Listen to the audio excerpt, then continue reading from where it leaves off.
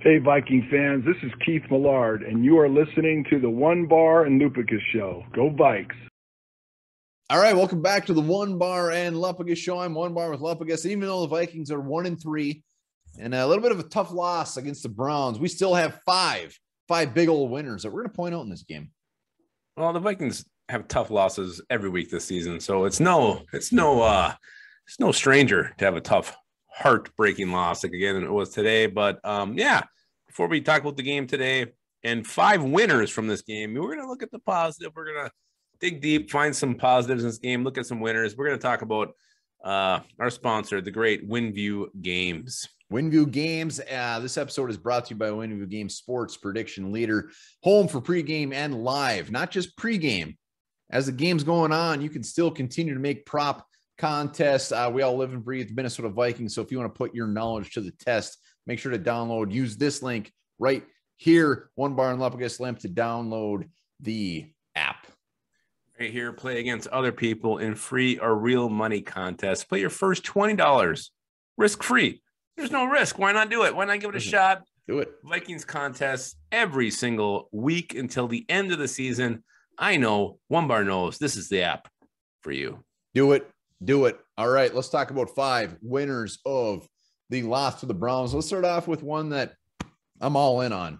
Number 1, our beautiful defensive end, Emerson Griffin, comes out in that first 4th down stand and gets that big old sack. And it wasn't just a little sack. It just gently put him down.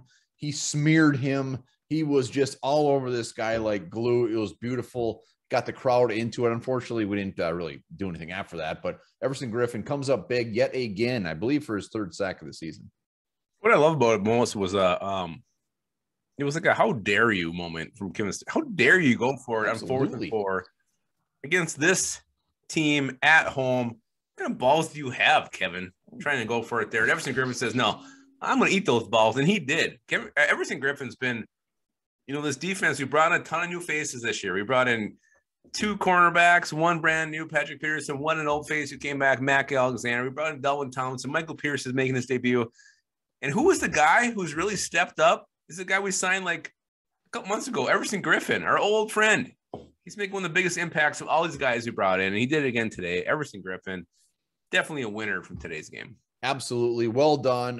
He's making the Vikings front office look good as well. So fantastic. Number two winner. And I've said this multiple times. I hate the fact to say that our winner is our punter, but Jordan Berry, 6 punts, averaging 48.5 yards, a punt, 1 inside the 20-yard line.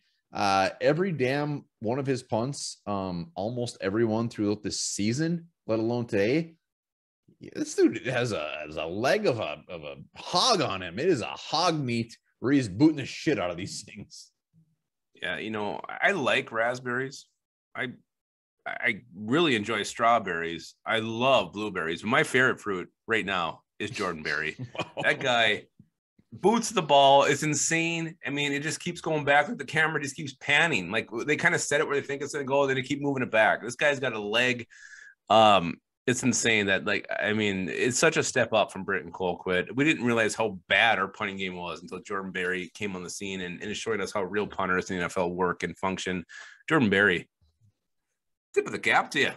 Tip of the cap. It seemed like Colquitt was more of one of those precise punters trying to get a little too fancy, where Jordan Berry seems to be the complete opposite, where he just likes to come out and boot the living shit. I mean, it looks like he's trying to explode the ball on every punt. And when you look back at his stats when he's with the Steelers, it seems to be the same thing. He just likes to absolutely annihilate this ball, which is great to see. I love it. He's a Matt Prater of punters. How did he get released? Did they get like a rookie? Don't care. I'm glad it happened. Yeah, that's what I can't get my head around is how was he available? They went with the rookie. Done. They went with the rookie. Yeah, punter. That's what it was. I have no idea how he's doing. I'm glad this happened. Jordan Berry, our punter, is probably our MVP of the season so far. Yeah, and when you're 1-3, that's what you got to look for. Number 3 also, guy.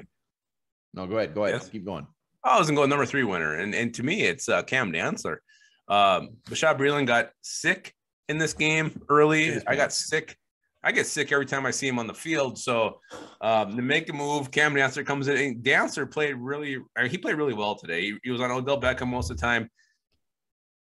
broke up a pass with the back of his helmet. That's what good Cam Dazzler was today, but he's also making tackles. So from here on out, I want to see Cam Dazzler play every single week. Yeah, I mean, start every single week. It will be very interesting to see what happens. Dazzler definitely held his own. Browns has some good receivers, and like you said, he was on those guys like glue. And I don't care if the ball's bouncing off his hands, off his helmet, whatever it is, as long as it's bouncing off of something. Cam Dazzler did well, 3 tackles, but he's definitely earned the right. Hopefully, he is out of that doghouse, whatever he did to Zimmer. But Cam Dazzler definitely number 3. It wasn't what he did; it's what he continues to do with his tweets, his twittering. Cam Dazzler, put the phone down. Or just look at some porn. Maybe you don't need to be tweeting. Maybe just log off for a little bit. Also, be sure hit up our Patreon link in the description. New Patreon page that we're doing every week. You get a mystery video just to the patrons of if you subscribe. Also, monthly drawing for some beautiful swag and a shout out on a weekly video. So hit us up. It's only $2 a month. Hit up the link. Do it. Also, what we're going to do is we're going to talk about number 4, our 4th winner from this gross loss. And then as linebacker Blake Lynch, undrafted free agent from Baylor. Blake Lynch was everywhere, especially the first half of this game. Special teams, defense, he's making plays. Every time you see a tackle for a loss, it was Blake Lynch standing up in his, I guess he thought it was cold out. He had long sleeves on. Hell yeah. The guy was everywhere today. And I love this. I love the Blake Lynch story. Undrafted free agent. Made the team last year, got called up late in the season. He made plays last year for a horrible defense, and he makes the team again this year. And here he is again making plays. There's something about this kid, Blake Lynch. He's just a football player, and he does what needs to be done. Yeah, it just seems like this guy is overly hungry out there. He is just wants to make people feel pain. I love it. Whether it's special teams, whether it's line, it's gonna be interesting to see what happens with him when Anthony Barr actually does get back. But hopefully we still get a mild dose of Blake Lynch. I think Blake Lynch has a pretty good future for the Vikings on this linebacking core. So love Blake Lynch. He's just seems pissed off.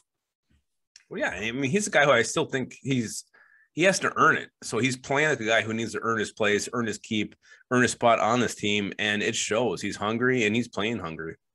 All right, let's go to the 5th and final winner. And as always, in the comments, make sure to let us know who your winner was of the game. But this is just Justin Jefferson, 6 catches, 84 yards and a touchdown, doing his thing. He didn't go above and beyond, but without him, Kirk Cousins was putting some beautiful dimes into his hands, but Jefferson was coming up with the catch, and he appears to be the number 1 portion of this offense. Yeah, and I think he had 1 or 2 that came back with a holding call, so he could have had even bigger numbers, and those catches would have been clutch. But yeah, he's coming up, he's stepping up. And the best part about this is teams know how good he is, and they're game planning against him, and he's still producing, which shows you just that he's a freakish talent. He's going to get open no matter what defense they're doing to try to stop him. He's that good. His routes are so good, his hands are so good, and Kirk Cousins trusts him, and he puts the ball where only Justin Jefferson can catch it. And in a game where the offense really didn't do much, Jefferson was a lone bright spot. Justin Jefferson. That's 2 weeks in a row he's showed up big time. So love it. Those are our 5 winners. Remember, hit up the WinView Games link right here. Download the app and hit up our Patreon page because Lupagus needs to drink beer every damn day. We need that 2 bones. So do it. And don't forget, we're going to start the One Bar and Lupagus League in WinView here next week. And I'm excited for it. I'm going to smoke all your asses. Take all your money. We probably won't because he's not very good at fantasy. Nah, I just won $100. So hot shit. All right. Feeling pretty good. I'm also feeling pretty good about this little fact.